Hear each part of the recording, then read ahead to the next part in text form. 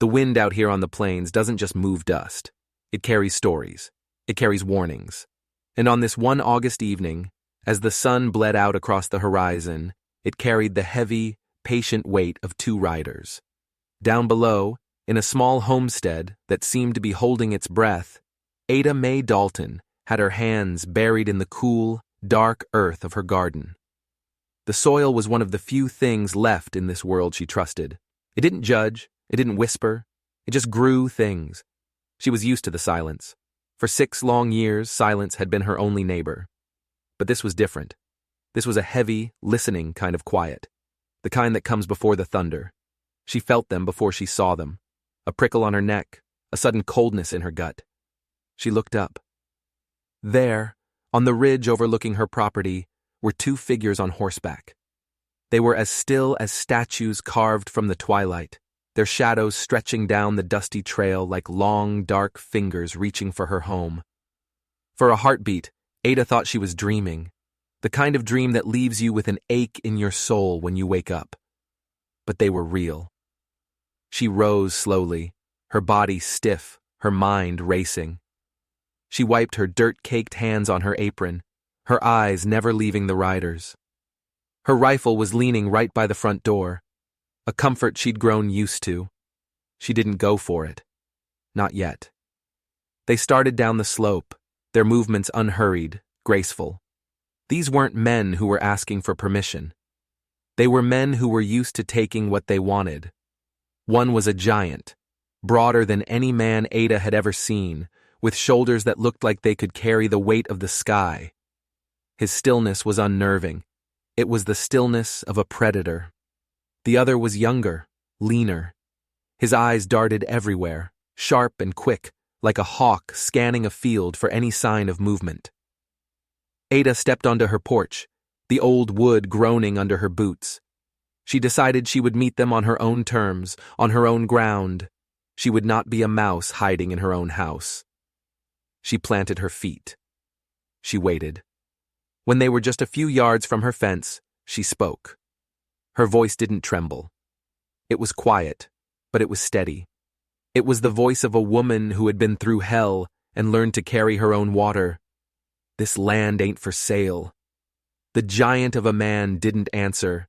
He just reined in his horse, a massive dark beast that looked like it was born from a storm cloud, and gave a single, slow nod. It was the younger one who spoke. He touched the brim of a hat that wasn't there, a gesture that was half polite, half mocking. "Ma'am, we ain't buying." His voice was smooth, with a musical lilt to it. "Just need water for the horses, a patch of shade to rest. We'll be on our way before you know it." Ada hesitated. Her gaze flickered from the young one's easy smile to the big one's stone-carved face. Every instinct she had screamed at her. Danger. She looked behind her, at the sagging frame of the house she had kept alone for 6 long years. A house filled with ghosts and silence. A house where no one had come asking for help in a very, very long time. There was no one else to make this choice. Just her. Finally, she gave a stiff nod toward the back of the yard. "There's a trough by the barn," she said, her voice clipped, "and shade under the willow tree." She expected them to be loud, careless, the way men like this usually were. But they weren't. They dismounted with a strange sort of reverence, their movements so quiet they barely kicked up any dust. Even their horses seemed to be on their best behavior, walking softly toward the water trough, as if they were entering a church. Ada's eyes narrowed. This wasn't right. This wasn't how it was supposed to go. The big man, who she learned was an Apache, untied his canteen and led his horse to the water, his touch gentle, his movements deliberate. The younger man followed, shooting her a half-smile that was almost amused. She watched them from the porch, her arms crossed tight against her chest. She didn't offer them names. She didn't offer them food. She offered them nothing but her suspicion. But then the big man did something that made her heart flutter in a way she hadn't felt in years. It wasn't fear. It was something else, something unfamiliar. He walked to the edge of her porch, paused, and then bent down to take off his boots. He dusted them off carefully before setting them neatly by the steps, as if he were paying respect to the home itself. It was a small gesture, but it was a gesture that spoke volumes. Ada turned and went inside, her mind reeling. What was happening? She put the kettle on to boil out of pure, unthinking habit. She was halfway through measuring tea leaves into the pot when she caught herself. No. She poured the leaves back into the tin. These men were not her guests. They were strangers, intruders. They would take their water, and they would leave. But they didn't leave. As the evening settled across the valley, painting the sky in soft shades of purple and orange, they were still there. The younger one, restless as a cat, was inspecting her fence line, his head cocked to the side as he tested the slats, nodding to himself every now and then. The big one sat beneath the willow tree, as still and silent as a mountain. He wasn't watching anything in particular. Or maybe, she thought with a shiver, he was watching everything. Ada went about her evening chores, trying to ignore them. She gathered eggs from the chicken coop, humming an old tune under her breath without even realizing it. It was a song her mother used to sing while kneading bread, a song Ada now kept like a precious, hidden secret. As she walked back to the house, her skirt rustling in the quiet air, a voice startled her. "You keep bees." It was the big man. His voice was deep, resonant, shaped by long periods of silence. It was simple, almost slow, but each word carried an undeniable weight. Ada blinked, her heart skipping a beat. She gave a single curt nod. "They mind their business so long as you mind yours." He wasn't looking at her. His gaze was fixed on the beehives near the edge of her property. "They listen when you sing," he said. A cold chill ran down Ada's spine. How could he know? She hadn't even realized she was humming. It was an unconscious habit, a ghost of a memory. Before she could answer, the younger one, who was now crouched by the chicken coop, called out with a grin. "That gate's about to give up the ghost, ma'am. I could fix it for you if you'd like. I'm pretty handy with these things."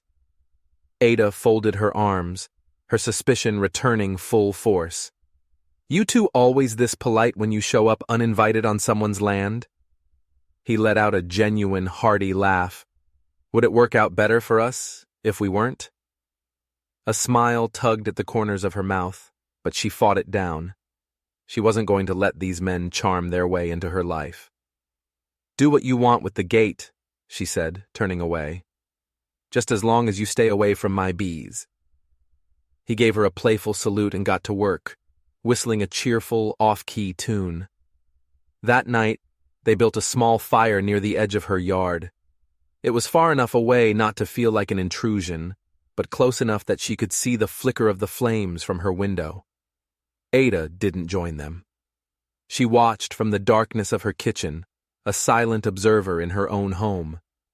She watched as the big man, who she had started calling Bear in her mind, lifted his face to the star-dusted sky, his expression one of deep, quiet contemplation. She watched as the younger one, Lark, threw a twig into the fire and leaned back with a sigh of contentment, as if the world owed him a good story.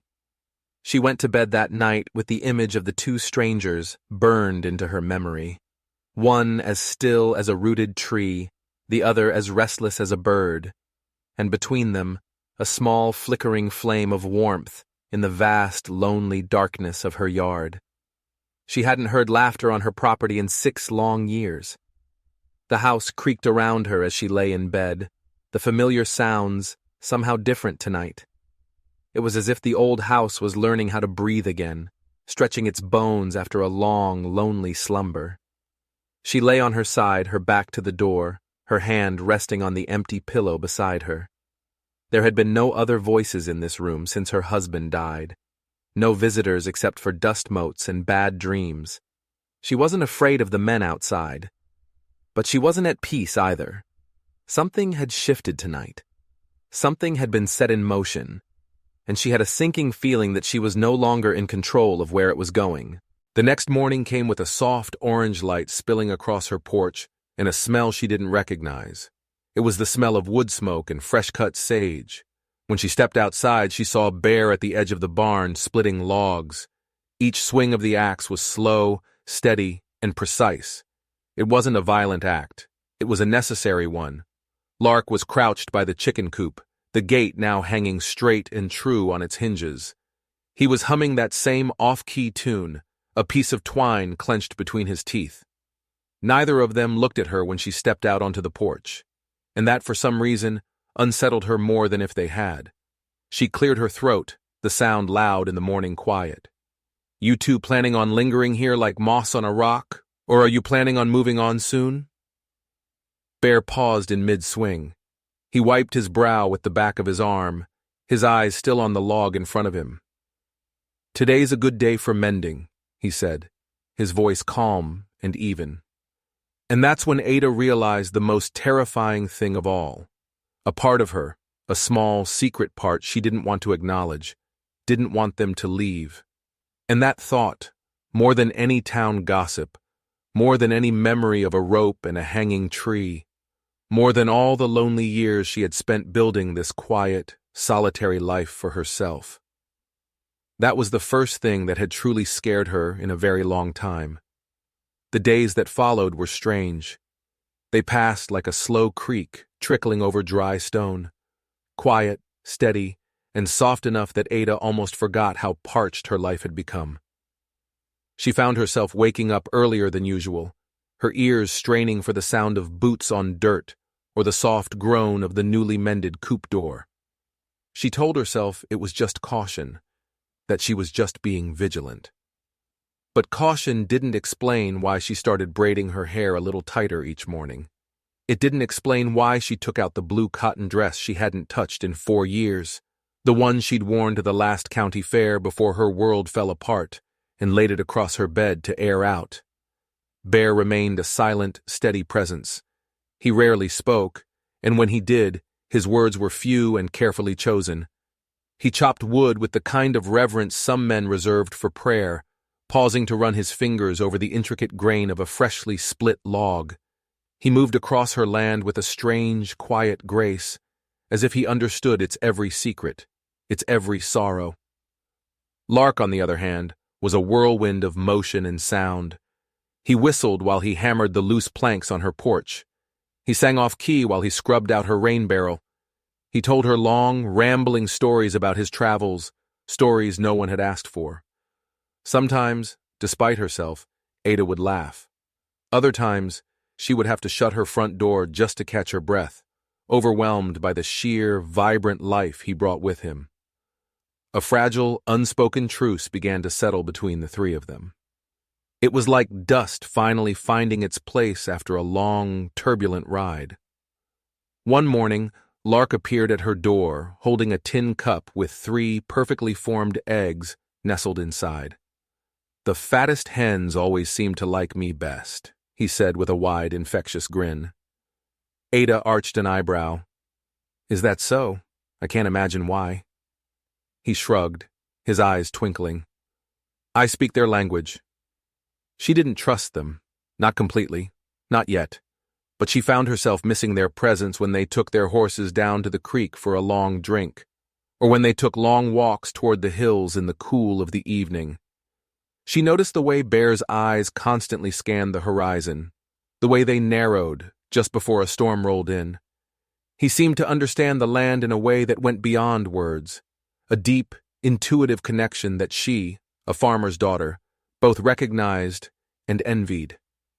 She noticed, too, the way Lark always seemed to position himself between her and the road whenever they were outside together, a casual, unassuming sentry pretending he wasn't standing guard.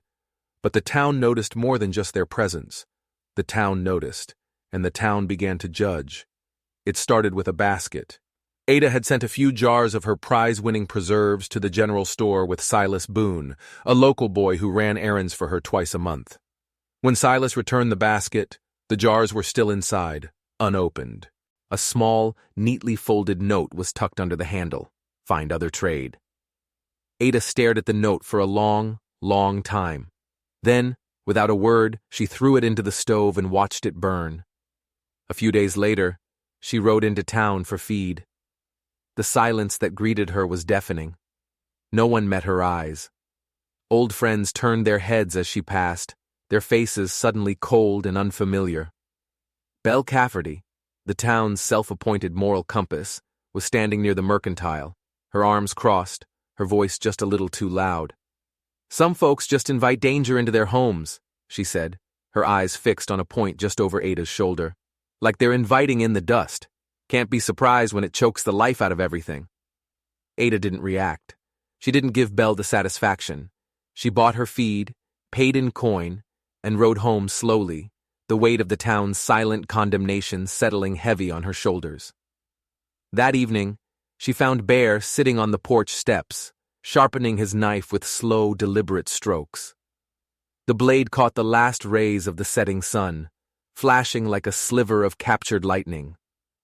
She stood beside him for a long time, the two of them watching the sky burn from red to purple to black. "You stay too long," she finally said, her voice low and tight. "They'll start using my name again, like a curse." He didn't look at her, he didn't even flinch. The knife continued its steady, rhythmic journey across the whetstone. "Let them," he said. It wasn't a defense. It wasn't an offer of help. It was just a simple statement of fact. She sank down onto the steps beside him, her knees cracking like old, dry kindling.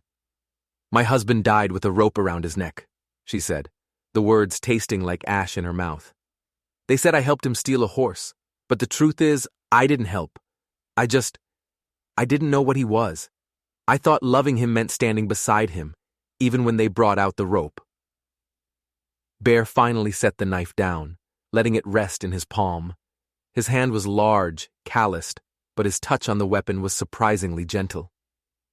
"You still stand," he said. She turned her face toward the darkening fields, toward the vast, empty expanse of her lonely life. "Not for long, I don't think." He didn't touch her. He didn't offer any empty words of comfort. But something passed between them in that moment, a silent acknowledgement. Not of pain, but of the shared experience of having survived it without an audience. The next morning, Ada was startled by a knock on her door. It was Lark, holding up a charred, misshapen wooden spoon. "Need a second opinion?" he asked with a sheepish grin. "I tried my hand at making coffee. I think it might be strong enough to strip paint." She blinked, then, without a word, stepped aside and let him in. He grinned as if he'd been invited for Sunday dinner. She poured 2 mugs of her own coffee, strong and black, and handed one to him. He took a sip and his eyes went wide. "Mercy," he breathed. That's actual coffee." She watched him take another long swallow. Then she asked the question that had been burning in her mind since the day they arrived. "Why are you two really here?" Lark tilted his head, his expression suddenly serious. "We were headed south," he said slowly. "But then Bear's horse, it just turned. Headed this way. Bear doesn't go where he's not meant to go." Ada considered this. It was a strange answer, but somehow it felt true. "And you?" she asked. A slow grin spread across his face. "Me? I go wherever there's likely to be either good music or bad trouble. Looks to me like you've got a healthy supply of both." She rolled her eyes, but she couldn't suppress the small smile that curved her lips. After Lark had gone back outside to check on his beloved chickens, Ada returned to the porch. She saw that Bear had left something on the railing. It was a small, smooth strip of bark. He had carved something into it, a symbol. It wasn't in English. The lines were curved and elegant, like wind moving through tall grass. "What does it say?" she asked, her voice barely a whisper. He looked up from his work, his dark eyes meeting hers. "Ada," he said. Her throat tightened. It's pretty." He paused for a long moment, then said, "It means survivor. It's what my people call those who refuse to bow, not even to the strongest storms." She picked up the piece of bark, her fingers tracing the carved symbol. It was smooth and warm from the sun, and somehow it felt heavier than anything she had carried in years. A few days later, Silas Boone came again, his young face etched with worry. He handed her a sack of seeds, his eyes darting nervously toward the barn where Bear was working. "Mama said I shouldn't come no more," he said, his voice low and rushed. "They're all talking. Belle Cafferty and the others. They're saying you've taken in strays." Ada stood a little straighter, her chin held high. "You mean they're saying I've taken in men who show more respect in a day than this town has shown me in 6 years? Men who work harder than the ones who shun me?" Silas flushed, his gaze dropping to the ground. "Didn't mean no harm, Ada May." Her expression softened. "I know you didn't, Silas. You tell your mother her jars are clean, and she can have them back whenever she wants." He hesitated at the edge of the porch. Are they staying for long?" "I don't know," she said, and it was the honest truth. "But I'm not the one who's going to send them away." After he left, she saw Bear standing in the wide, open doorway of the barn, his arms crossed over his massive chest. He hadn't said a word, but she knew he had heard every single word. That night, for the first time, the three of them sat around the fire together. No one spoke for a long time. Lark pulled out a small, hand-carved flute and began to play a haunting, beautiful melody that seemed to weave itself into the fabric of the night. Ada found herself humming along under her breath, the old song from her mother rising unbidden to her lips. Bear stirred the coals with a stick, his eyes fixed on the dancing flames. Ada looked at their shadows, long and distorted, cast against the weathered wood of the barn wall. She saw how they leaned into one another, how the three of them, three lonely, broken people, somehow managed to create a single unified whole. How was it possible that nothing about this felt strange anymore? "What do you see?" she asked, her voice as soft as ash and wind. "When you look at me." Lark grinned into his tin cup. "I see someone who needs more company than just chickens and bees." Bear didn't even blink. He didn't have to think about his answer. He looked at her, his gaze steady and unwavering, and said, "I see a house with a locked door, but I see the light shining through the window." The quiet that followed wasn't silence anymore. It was a choice. It was a presence. It was the space between strangers slowly, imperceptibly, becoming something else entirely. And Ada knew, with a certainty that both thrilled and terrified her, that whatever name this new thing might one day grow into, it was the most dangerous thing of all. But something else was happening, something Ada didn't understand. Bear was watching the land, not just observing it, but studying it. He'd walk the property line every morning, his head down, his eyes scanning the ground as if he were reading a book written in a language only he could understand. He wasn't just fixing fences. He was examining them, testing the soil, tracing the patterns of the rocks. Lark, for all his cheerful chatter, had a new edge to his watchfulness. His jokes were still there, but his eyes were sharper, constantly sweeping the horizon. He wasn't just guarding her from the town, he was guarding the land itself. One afternoon, Ada found Bear down by the creek, kneeling in the mud. He was holding a handful of wet soil, letting it run through his fingers, his expression one of intense concentration. "Looking for gold?" she asked, trying to sound casual. He looked up, and for the first time she saw a flicker of something in his eyes she couldn't name. It wasn't sadness, it wasn't anger, it was hunger, a deep, ancient hunger. "Something more valuable than gold," he said, his voice low. He stood up and wiped his hands on his trousers, but not before Ada saw it. A small, flat, dark stone in his palm.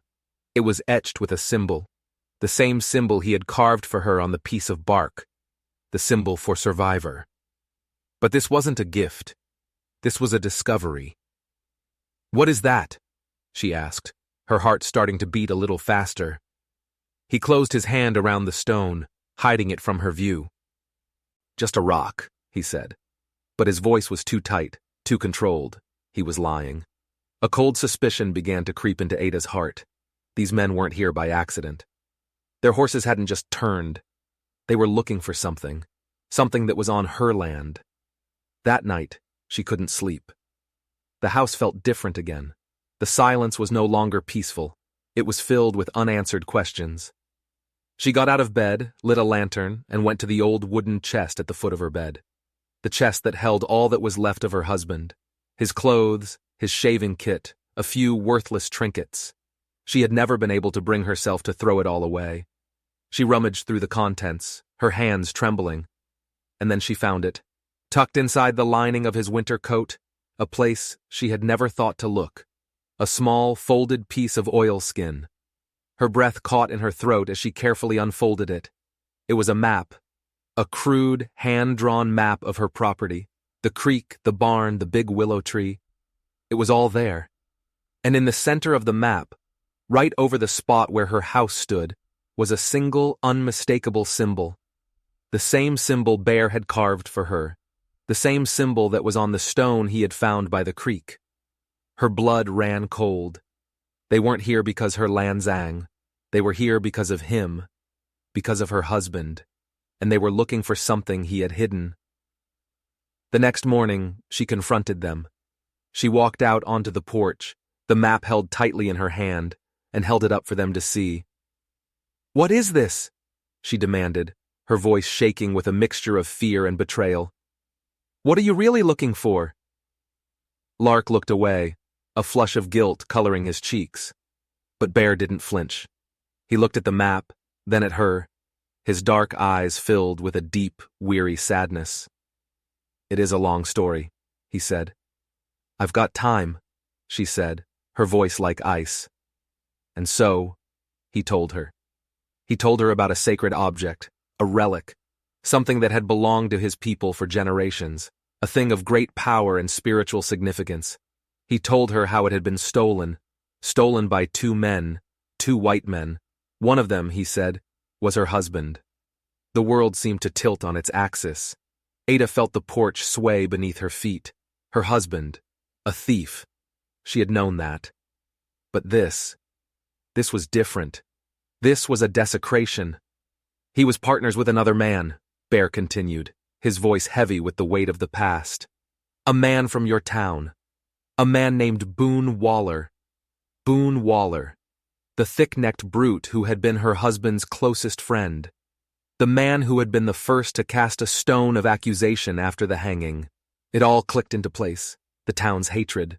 Boone's smug, knowing glances. It wasn't just about a stolen horse. It was about this sacred object. "They fell out," Bear said. "Waller wanted it all for himself. He set your husband up, let him take the fall for the horse, thinking he could come back later and find the relic." Ada sank onto the porch steps, the map fluttering from her nerveless fingers. Her whole life, the past 6 years of shame and isolation, it had all been built on a lie told by a greedy, ruthless man. "But your husband was smarter than Waller gave him credit for," Bear said. "He hid it well, and he created this map so he could find it again if he ever got free." "And you?" Ada whispered, looking up at him. "How did you find me?" "I have been hunting for this relic for a long time," he said. "I tracked Waller first. I listened to the whispers. I learned about the widow Dalton, the woman who lived on the land where the relic was last seen. And then, I followed the signs. The land called to me. It told me I was close. So it wasn't an accident. It was a mission. He wasn't here to protect her. He was here to reclaim what was stolen from his people. She was just a means to an end, a key to a lock." "So what now?" she asked, her voice hollow. "You find your relic and you leave?" "Yes," he said, his voice gentle but firm. "That is the way it must be." Ada looked from his face to Lark's, then down at the map lying on the porch. She had a choice to make. She could throw them off her land, tell them to leave her alone with her ghosts and her shame, or she could help them.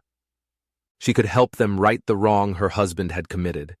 She could help them find justice, and maybe, just maybe in doing so, she could find her own redemption. She stood up, her back straight, her eyes clear. "All right," she said, her voice steady once more. Let's go find your rock. The air between them changed. The fragile trust they had built was now layered with a new, sharp tension. They were no longer just a lonely widow and two mysterious strangers. They were allies in a secret war, bound together by a dead man's map and a stolen sacred object. Ada felt a strange mix of fear and exhilaration. For the first time in 6 years, her life had a purpose beyond simple survival.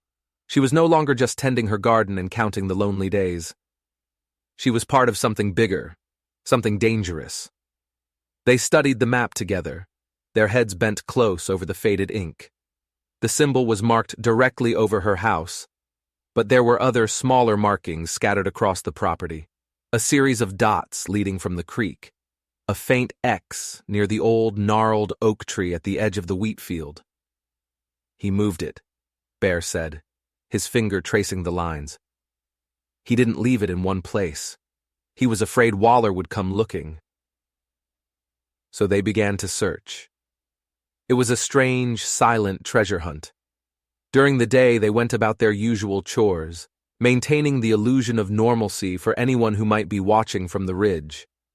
But in the cool of the evening, when the world was wrapped in shadows, they would follow the map's cryptic clues. They dug around the roots of the old oak tree, their shovels making soft, rhythmic sounds in the quiet dark. They sifted through the mud and stones of the creek bed. They searched the dusty, cobweb-filled corners of the barn. They found nothing. The days turned into a week. The tension mounted. Every snapped twig, every hoot of an owl made them jump. They were all on edge, waiting for the other shoe to drop. And then, news of the annual harvest dance reached them.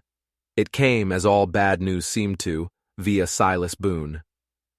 Belle Cafferty's been telling everyone it's going to be the biggest dance yet, he said, avoiding Ada's eyes. Says it's important to uphold tradition, to keep the town pure. The unspoken message was clear. Ada and her unwelcome guests were the impurity the town wanted to cleanse itself of. Normally, Ada would have ignored it. The dance was a painful reminder of a life she could no longer have. But this time, something was different. I'm going, she announced that evening, her voice firm. Lark choked on his coffee. Bear looked up from the map, his expression unreadable. Why? Lark asked, wiping his mouth. You know what they'll say. You know how they'll treat you. I know, she said. But I want to see their faces. I want to see who looks the most nervous when they see me. Boone Waller will be there. I want to look him in the eye. It was a reckless, dangerous idea. But Ada was done with being careful. She was done with hiding. She took out the blue cotton dress, and this time, she put it on. She braided her hair, tucking a sprig of dried lavender behind her ear, and as the sun began to set, casting long, dramatic shadows across the land, she rode into town. The churchyard was ablaze with lanterns. Laughter and music spilled out into the cool night air. For a moment, a wave of painful nostalgia washed over Ada. She remembered dancing here as a young girl, her heart full of hope and dreams. But that was a lifetime ago. She dismounted and tied her horse to a post, her heart pounding in her chest. She took a deep breath and walked into the light. The music faltered, the laughter died. Every head turned to stare at her. The silence was a physical thing, a heavy, suffocating blanket of judgment. Belle Cafferty was the first to break it. Her voice was like poison, sweet and deadly. Well, look what the cat dragged in. Ada Mae Dalton, all dressed up in blue. I didn't think you'd have the nerve to show your face here, not with your company. The words were meant to cut, to humiliate, and they did.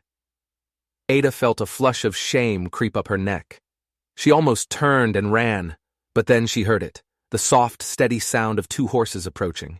The crowd parted like the Red Sea as Bear and Lark rode into the lantern light. They dismounted without a word, their presence instantly shifting the balance of power. Bear was a mountain of silent intimidation. He wore his usual earth-toned clothes, but he had tied a red band around his arm, a stark splash of color against the muted backdrop of the town. Lark stood beside him, a defiant grin on his face as he scanned the crowd. Ada's eyes locked with Bear's across the suddenly silent dance floor. He gave her a single, almost imperceptible nod. It wasn't an offer of help. It was a challenge to stand her ground. And she did. She walked forward, her head held high, and he met her in the center of the square. They didn't dance, they didn't speak, they just stood there, a silent, defiant island in a sea of hostility. Someone whispered, "It's a disgrace." Another murmured, "She's not even trying to hide it anymore." But then, a young girl, no older than 16, with a face full of freckles and fear, broke away from the crowd. She was trembling as she approached Ada, holding out a cup of cider with both hands. She didn't say a word. She just offered the cup. Ada took it, her hand shaking slightly. It wasn't about the cider. It was about the gesture, a small, brave act of defiance in the face of the town's collective hatred. Belle Cafferty hissed, "Shameless." And that's when Bear finally spoke. He turned his head slowly and looked directly at Belle, his voice low and dangerous.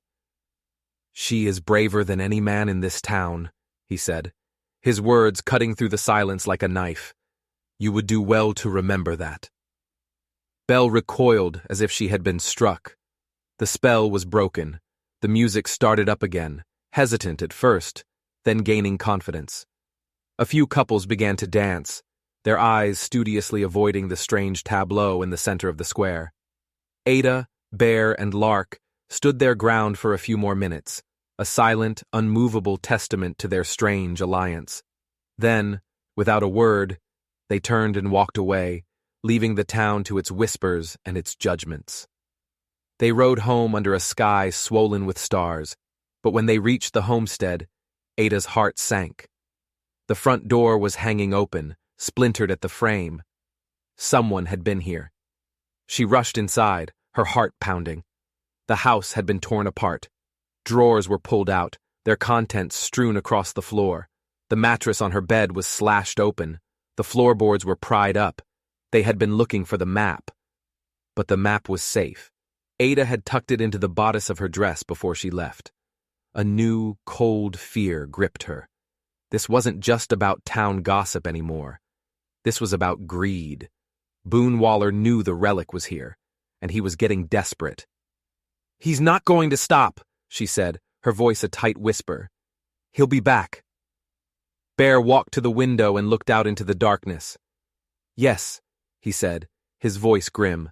"He will, and this time he will not come alone." The siege began at dawn. They didn't come sneaking in the dark this time.